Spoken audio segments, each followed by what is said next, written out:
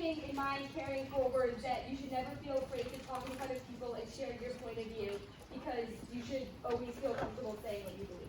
So, thank you.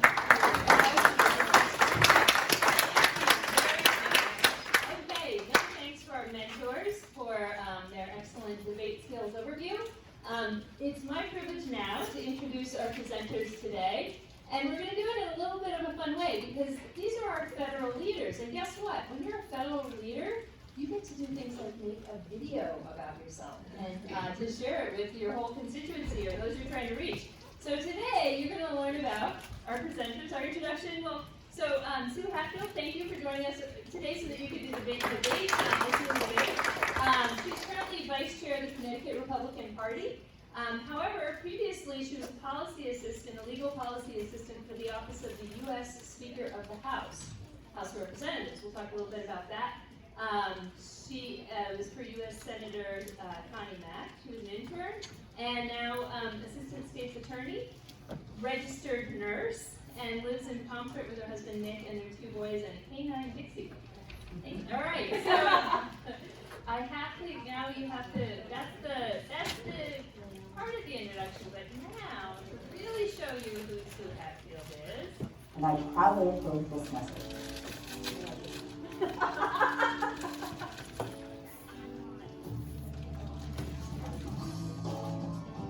Oopsie.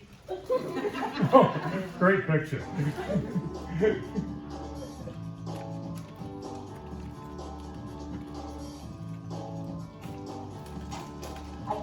I'm a competitor, and I always win. Is that coming across?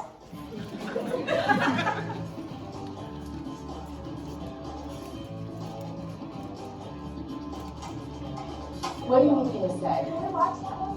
He's going to charge us by the tape.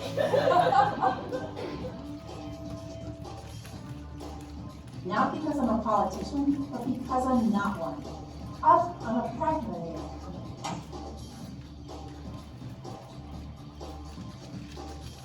I'm running for Attorney General to work for you, to restore our, no, it's not. Introduce yourself and say it. I'm Sue Hatfield. I'm Sue Hatfield. I'm Sue Hatfield. We can do this.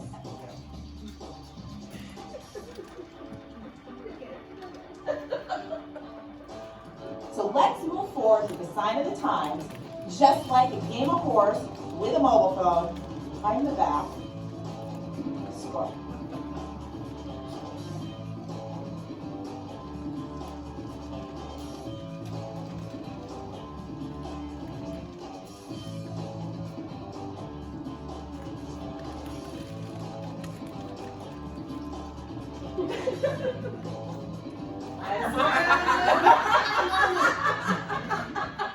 Okay, so bloopers. You guys know what bloopers are, right?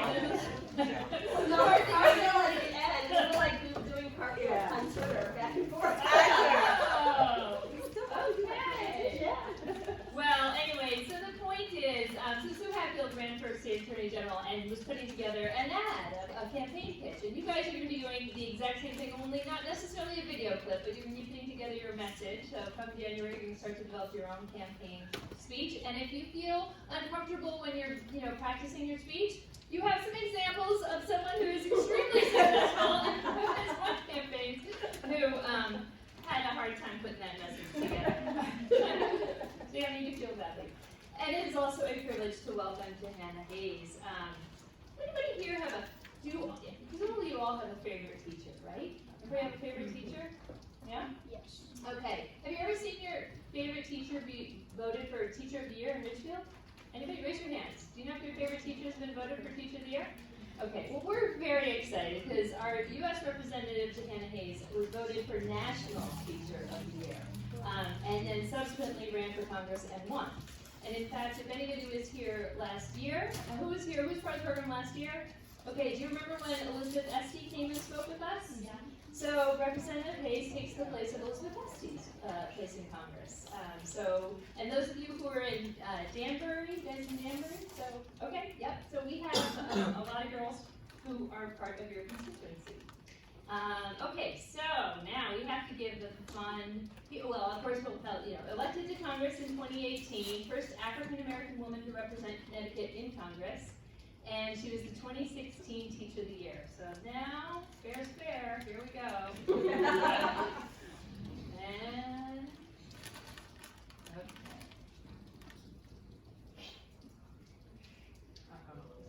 It is now my privilege. Is that showing?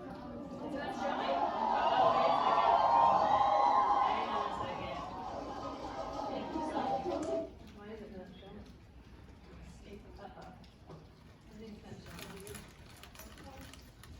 Oh, maybe I need to come out of this. Yes. I need to come out of that.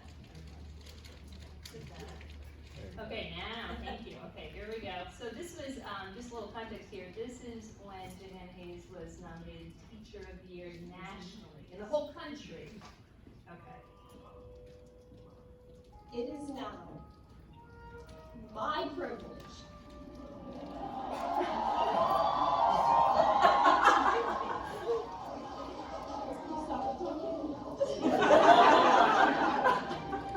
To introduce to you the President of the United States, Barack Obama.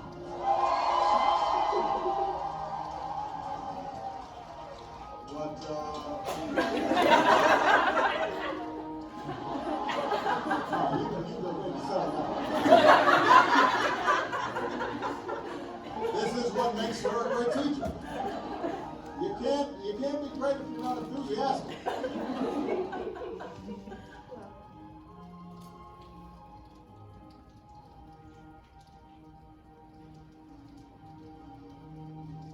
As a teenager, Jahana became pregnant and wanted to drop out of school. But her teachers saw something. They saw something in her. And they gave her an even greater challenge, and that was to dream bigger. Today, Jahana's principal at Kennedy High says she gets through to her students precisely because she remembers what it's like to be one of them.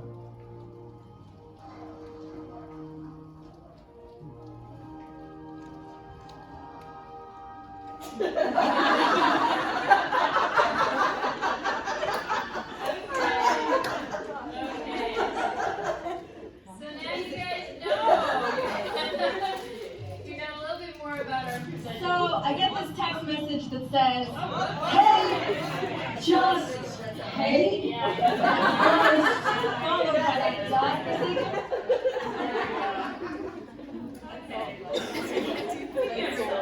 We're showing a video. We almost got it. So anyway, you can see that there's a lot of different right into the tests. Well, we embedded it and then our computers crashed. So we don't have that down yet. We're not tech specialists. Okay, super quickly, before we get into our questions for our moderators, both Jahana, so U.S. Representative Jahana Hayes right now, you go to Washington, D.C. how often? every week. Every week. For how many days? Every week, I usually fly out on Monday and come home on Thursday, or Tuesday to Friday, so about 4 days every week. Wow. And Sue Hatfield, were you living in DC at the time when you were? I was living in DC at the time. Yeah, okay. So, Washington DC, which is for, if you're a US representative from Connecticut, it's not as far, but my goodness, you can imagine those who come from Oregon, Washington, and California.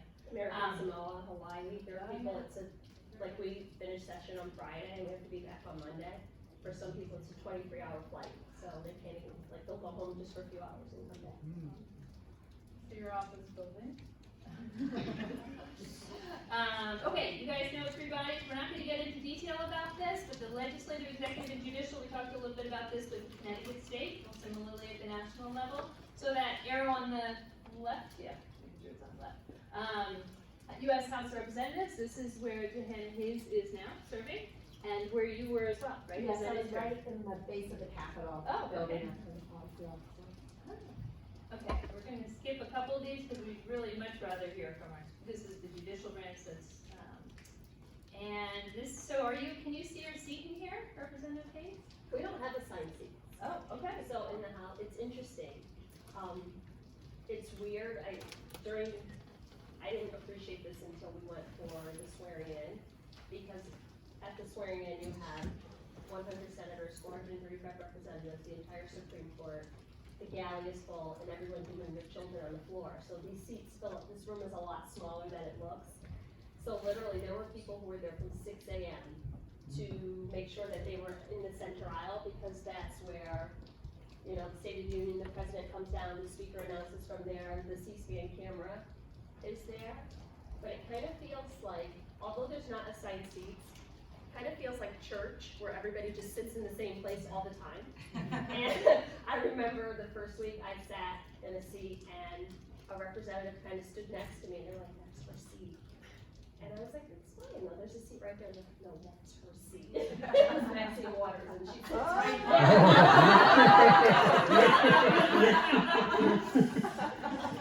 But that room is much smaller than it looks on TV. All of the angles make it look really large, but it's not a large room at all. Okay. Wow. All right, and then that's the Senate. So the Senate does have assigned seats. There's only 100, and they all have an assigned desk. Okay. And so we love updating these slides. This is the third year of the program. And last year, it was 19% of Congress were female, and now it's 24%. So approximately 1 in 4, we're on our way. We're not there yet. What would be a good percentage? Anyone? 50? 51%. I was going with 51%. Why? Because there's 51% of like everyone in the world is a woman. So the U.S. population is, yep. So we're getting there. Actually, the Baby Democratic steps. caucus is close to 50%.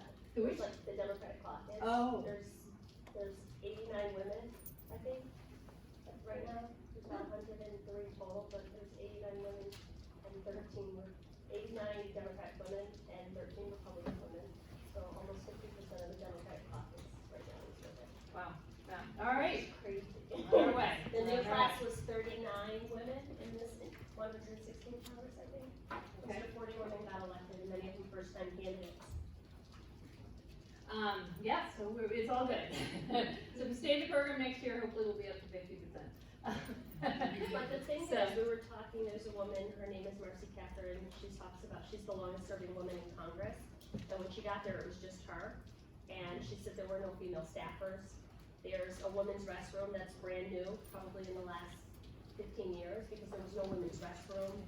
There is the Lindy Boggs room, which is like a women's, like, I don't know, sitting room that was not there, so they had to redesign the Capitol because there were no facilities for women. Which seems crazy, right?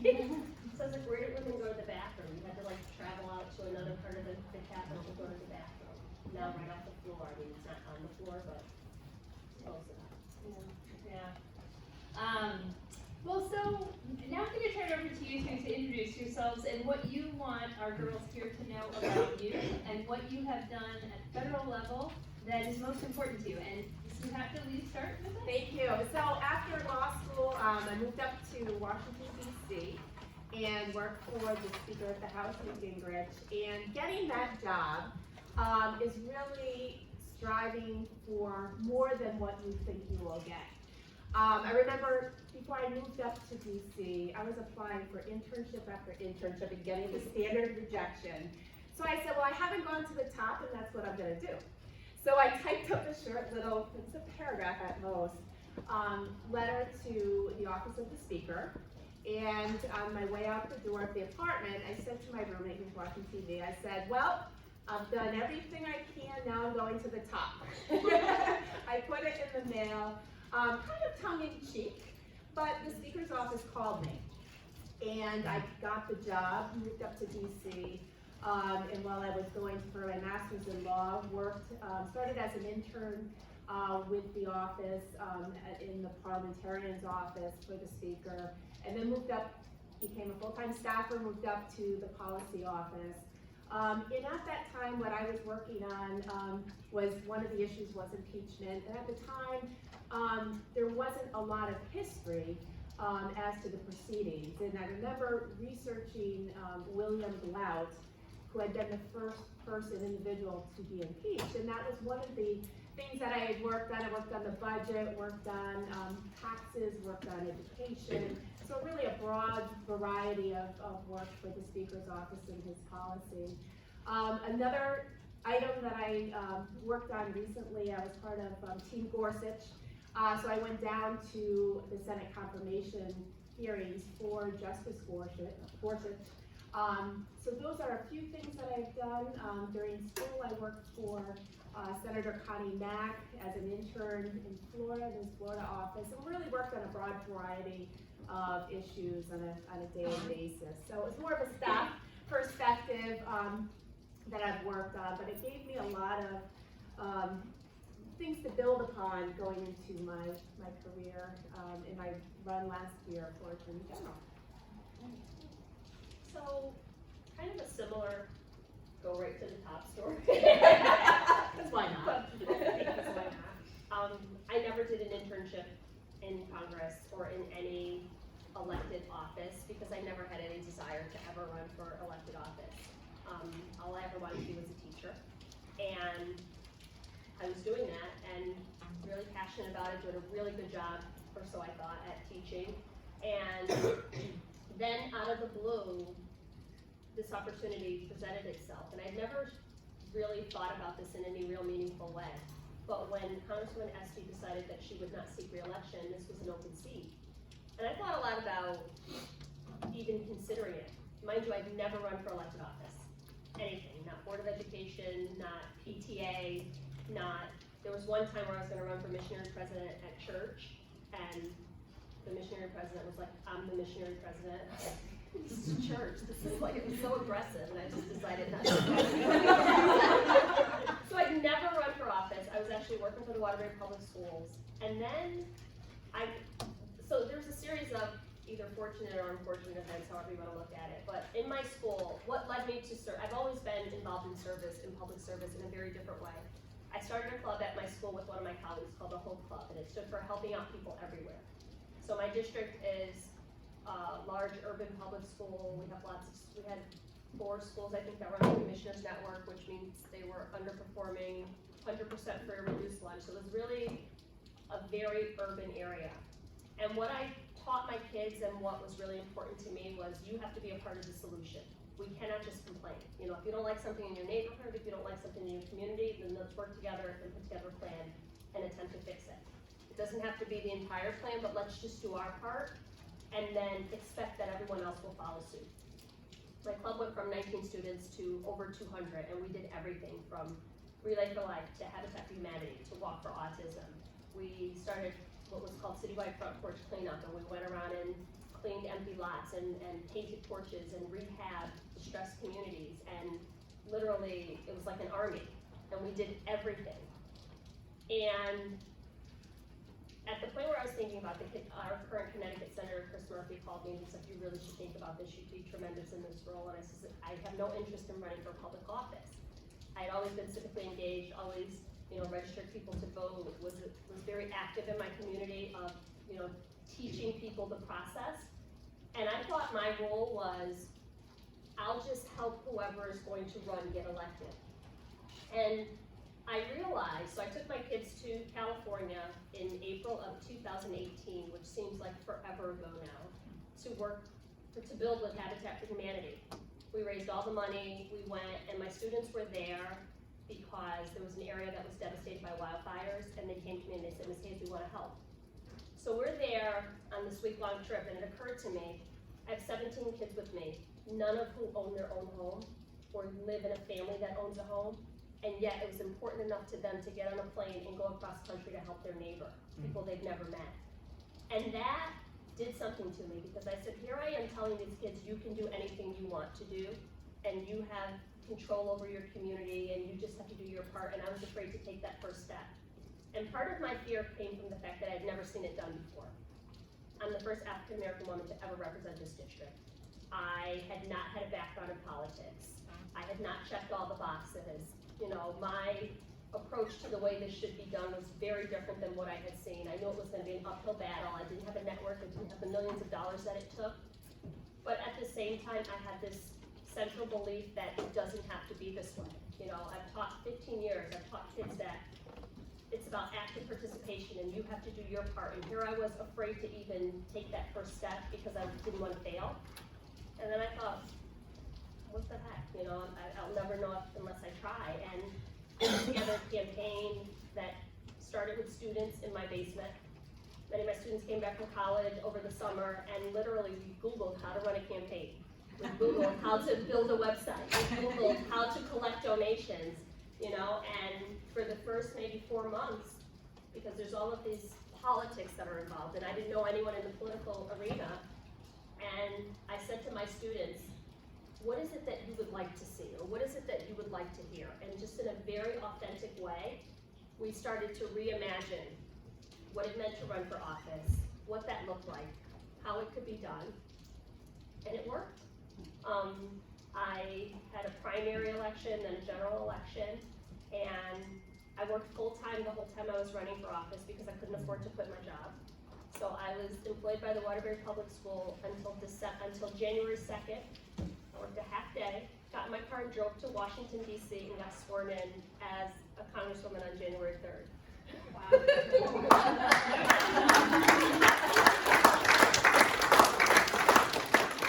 So don't ever say, I don't know how to do it, you figure it out. Well, maybe you can do some of those links with us. You know, well, you know what? We have some questions for you, but I bet the girls would love to talk to you both. So I'm going to invite the girls to ask some questions. Who would like to ask the first question? Oh, usually we can't get it enough. So, do you want to ask some questions? I have lots of questions for them, but I want to hear your voice. Over here? Okay, good. Yeah. So you can get up, say your name. Hi, I'm Camille.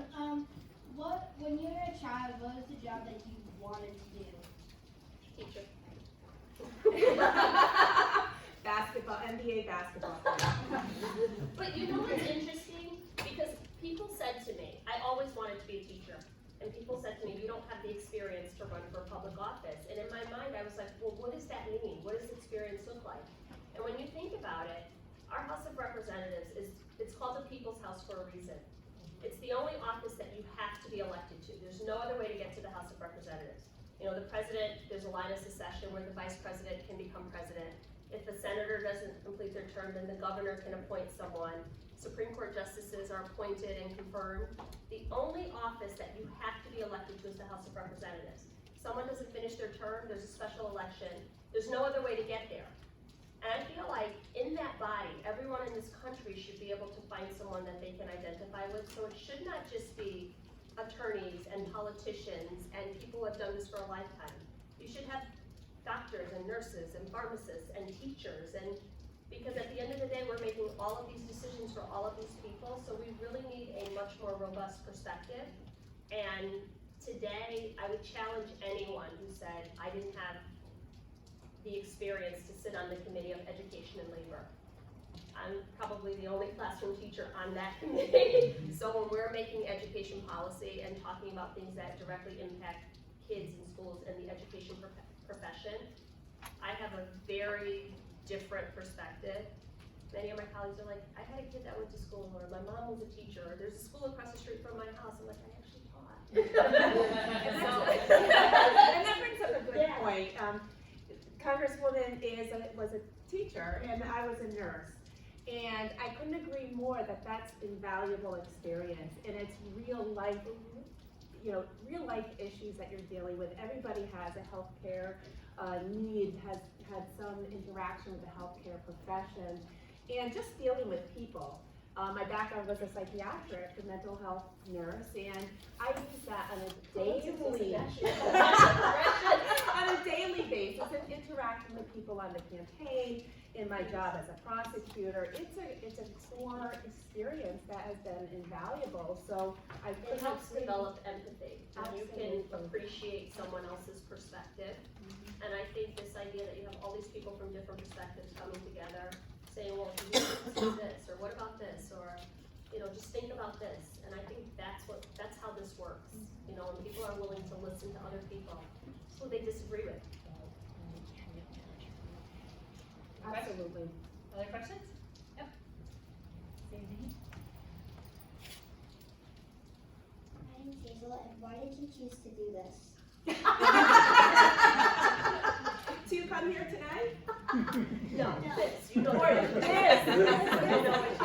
So in running for Attorney General, it was really to give back. I truly believed I had this body of experience. I had worked as a municipal finance lawyer on Wall Street with transactions. I've been a prosecutor for years and years, worked on many cases, human trafficking, larcenies, assaults. So I had a collective body of experience, also bringing forward the real life perspective as a nurse. And I believe I could add something to the Office of Attorney General and really give back to our state. I think kind of along the same lines. You can't do this work in this public space if it's ever about you. You really have to believe that you can make a positive impact on change. For me personally, so when I was named National Teacher of the Year in 2016, which my kids they still tease me about it. I came out of the classroom, I didn't teach for a year, which sounds crazy. You become National Teacher of the Year, then you stop teaching. But in that year, I traveled all over the world. I traveled to almost every state, and I looked at education from so many different perspectives. I worked with colleges and universities and teachers and school districts and community leaders on improving outcomes for kids. And I remember when I was named, I was so afraid because I was like, I know I'm not the best teacher in the country. Like, I'm gonna be outed in 30 seconds and they're gonna think I was a fraud. But then every time I would go in a room, I would be like, no, it's not about knowing everything. It's about offering what you do know to be part of the solution. And I just saw so much. And when I came back to my classroom, I think the turning point for me was after Parkland, where I thought, I don't know what else to do. I felt completely and utterly helpless. And for me, you kind of saw a little bit of it in the video, but when I was in high school, I got pregnant with my daughter. And I had to go in an alternative program. I went to a community college. Like, I'm a person that education saved my life in the most literal sense. And I was like, everybody in this country should have access to a high quality education. And I didn't know what to do about that. You know, and I'm like, how many letters can you write? How many? So while the obvious or not so obvious next step for me was, I need to be in the body that writes the laws that determines what this looks like. You know, and I know that's not everybody's next step, but it's like having something that you're so completely passionate about and you're saying, what can I do to affect change in that area? And for me, it was being a part of this legislative body. But I don't know why I did it. I really don't. I had a good gig as a teacher.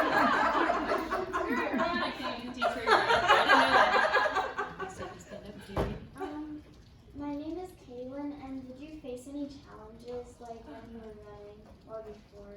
Oh my gosh. Yes. Oh my gosh. How much time do we have? So for me, it was, I have a family. I have two small boys. They were 5 and 10 when I went into the campaign. And one of the challenges I think that women deal with is people always say, well, what is your husband, how does your husband feel about this? How are your kids? And really having a balance of family life with the all-encompassing role when you're campaigning. So one of the struggles was finding the balance of family life and campaigning.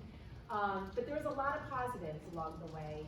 A lot of young girls, just like you all, were very influential to me and really gave me what it took to keep on powering through the next day.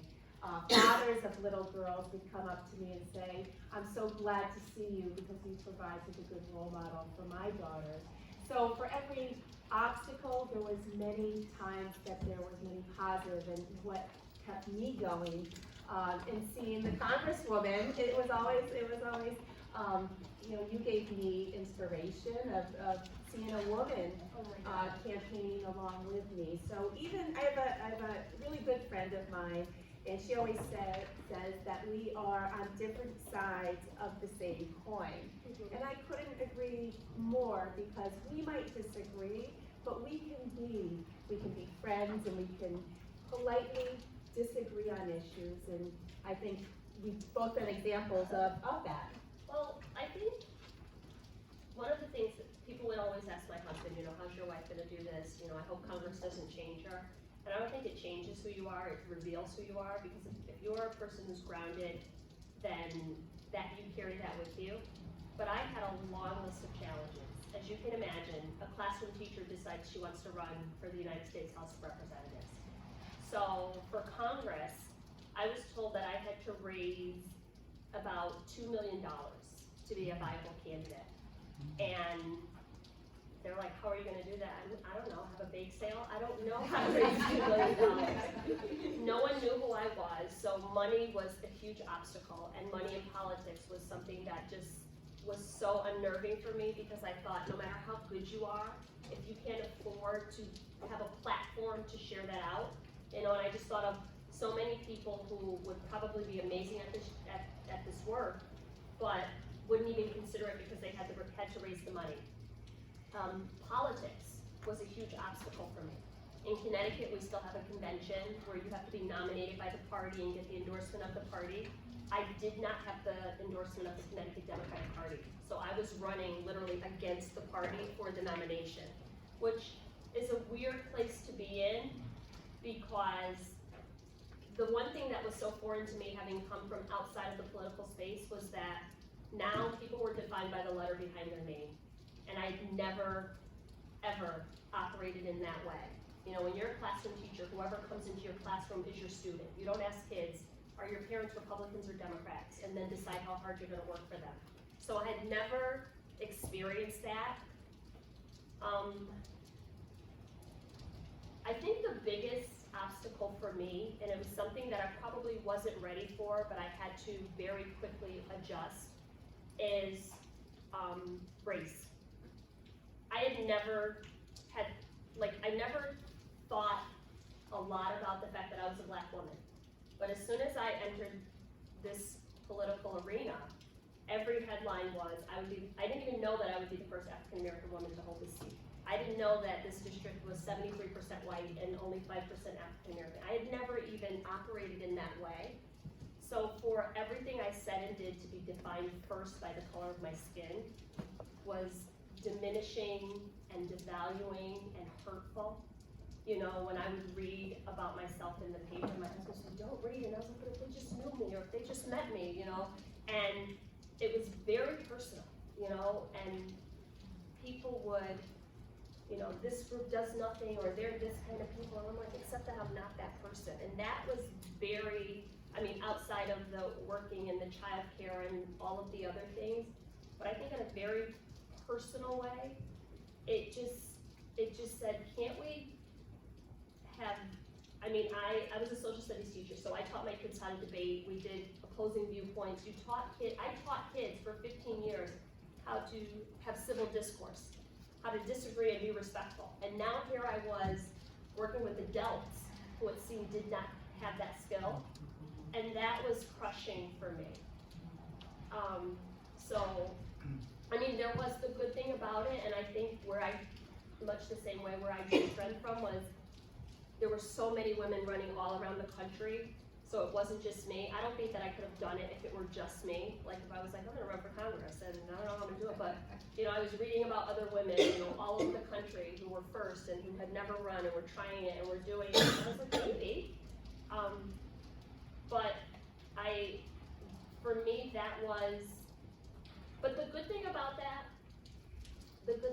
the fact, so there is a bright side to it, because for as much as I hated the fact that everyone made comments about the fact that I was a Black woman, I also was ready to create that space to have a discussion and to have a dialogue, to go into parts of my district that were predominantly white and say, let's sit down and have a conversation.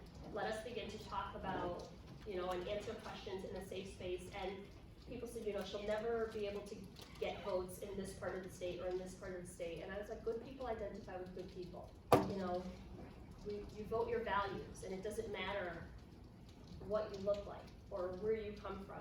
And that is something I just really believed. And I will tell you that kids are a much easier audience than adults. So I would, much like you probably did tonight when you're practicing debates, I'd imagine I was in my classroom and there was a student, and I'd look at adults and I in my mind, name them one of the students in my class, and I'm like, okay, here's the troublemaker, I know how to deal with them, and this. So like I had these self-defense modes where, but it's hurtful. It's hurtful, but it doesn't have to be. It doesn't have to be. We have a system by which our participation directs what we allow to happen and the way things work. So I think that if we have more elected officials who say, I will not run a negative campaign, or I will not respond in kind, then we change the narrative. I couldn't agree with you more because that's how my campaign really got off the ground. I woke up one night and there was a really negative tweet about me, and I had just filed an exploratory committee. And my older son saw it, and somebody had mentioned that he hates my mom. And so I dealt with some of that, and it was hurtful. It was hurtful. I didn't respond to that individual. I'll show him the right way to do it. And it is very hard, and I think that one of the things that struck me, so I'm a prosecutor, I'm in court, and we have rules. We are very civil to each other. And what I remember saying during the campaign is, I wish this was court because there's some rule that you can't put out here saying you can't do certain things. And that's one of the things. So I think as a leader, I want to model the behavior because we can disagree, we can have a photo taken together, and we can all agree that we disagree, but we can be role models for children, for our children, and it doesn't. For adults, we need to take down the temperature in all over the country because it's really, we need more positivity. And going in campaigning, I was also told, well, why are you going there? I went into a laundromat, and the gentleman said, why are you in a laundromat? I said, well, you're here, aren't you? And Republicans don't usually go here. Well, there's people here. I'm not going to identify with a Republican or a Democrat. I'm dealing with a general election. You're people. I did a lot of campaigning in laundromat.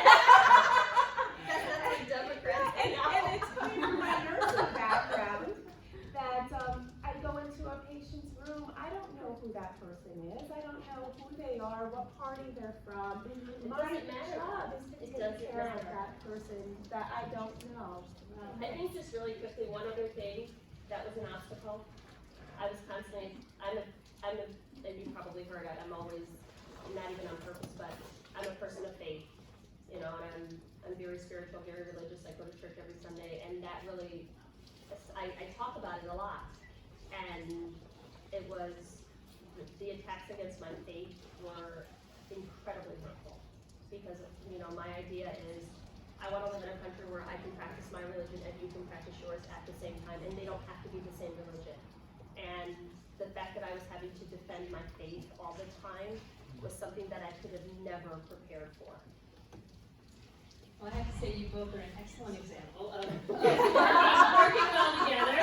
And to your point about being able to take pictures together, I know the girls want a picture with both of you. But before we go to pictures, which we should do soon, the girls are going to be running a campaign. That's going to be part of what they do next. In fact, come January, they're going to learn about public speaking. And then they're going to run a campaign. They're going to choose what issue that they want to represent, and they'll have their men on stage to give their campaign speech. So, briefly, what's your advice to them? What would be your advice to them? Tell the truth. And be yourself. Just tell the truth. Don't write a campaign stump speech that says we're going to have pizza every morning at 9 o'clock because it's just not true. I would always say to myself, is this the same message that I would give in a different room with a different set of people? And it's easy to stay on message if you're telling the truth. And then just be authentic. As you can imagine, I've been told lots of times in my life that you have to bring down the temperature, or you're supposed to act a different way. At the White House, they were like, you have to behave. I was like, they're gonna kick me out anyway. What's wrong? But it's just, but it's that authenticity that people connect with. It's not, I'm gonna say what I think you want me to say. I'm gonna say what I believe and what's important to me, and listen to what you have to say. But I think too often, people just say what they think other people want to hear. And elected officials have a much greater responsibility than that. And be yourself. A lot of times people will say, well, you can't do that. You can't get the basketball back in the car. It's part of who I played basketball for most of my life. It's part of me. It's in campaign how you feel comfortable. If it doesn't feel comfortable, do the style that works for you. And watch how many people public speak, campaign. It's very different, and just find your rhythm and do what works for you. Because I can't emulate a different person's if it doesn't work for me. So just find your own voice and do what works and feels natural for you. And have fun. Yes. If you're not having fun, none of this is worth it. Like, I asked myself, you know, as a teacher, you do a lot of reflection. So I'm always like, what did I learn from this? Did the goods outweigh the bads? And, you know, I've met so many people. It's been a tremendous experience. And at the point where I'm not reelected to the seat, then I'll move on and do something else. But when the job becomes more important than the work that you're doing or the title, you know, if you only want to be the winner of the campaign but aren't really invested in the work that you're doing, it doesn't really work that way. And we competed with cartwheels during the campaign. You did. So my campaign manager came in and said, "Did you do a cartwheel?" I said, "I could do a front walkover." So I tried.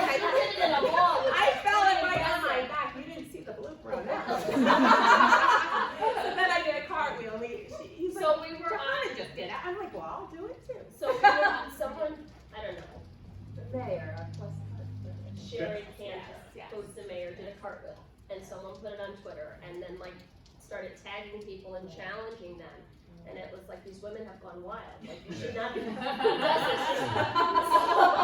this? So she did it, and then I'm walking down the street and it pops up in my Twitter feed, so then I did one, and then someone showed her, like, look, Jahana did it, so then she did it. But I tried to do the front walkover. That was It's one of those things that people can identify with. It's pretty cool when you see, you know, congresswomen like doing a cartwheel, and you know, and then like kids got involved and people started to realize that this is about people. It's about people. Well, thank you both so much. That's incredible, incredibly inspiring. You made campaigning sound really fun. Well, no, I just want to say, thank you guys, and to all you. I couldn't have imagined. I really think that this whole experience might have been a lot different for me had I, at this age, sat in a room with people who kind of let me begin to imagine this even as an idea. And you are so incredibly fortunate because this did not exist 15, 20 years ago, and even 5 years ago. So the fact that, in a real and authentic way, you are beginning to experience this on your own.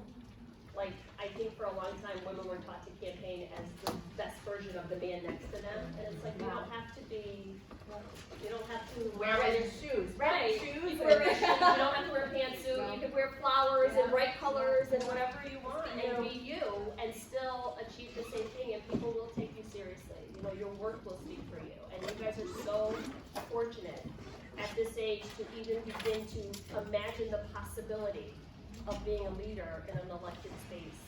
And one thing I also want to say is my grandmother was a suffragette. She was born in 1894, and I remember growing up, she passed away when I was 9, but my mother said that men used to say, go do your dishes, and she'd be, you know, be quiet. So that's one of what's inspired me as well, as my grandmother and having a strong mom and a strong dad that told me I can do anything I want. And I think we're here to tell you as well that anything, the sky's the limit. Because in your lifetime, you will see a woman president. Absolutely. 100%. One of them might be right here. Yes. So we want to thank you both. These are our Miss President bags and our local Hatfield chocolates. And we thank you so much for taking the time on a dark and stormy night. I'm so glad you were able to come. I'm so glad you were able to sit with our girls. Let's get a picture, everyone. Come on up. And,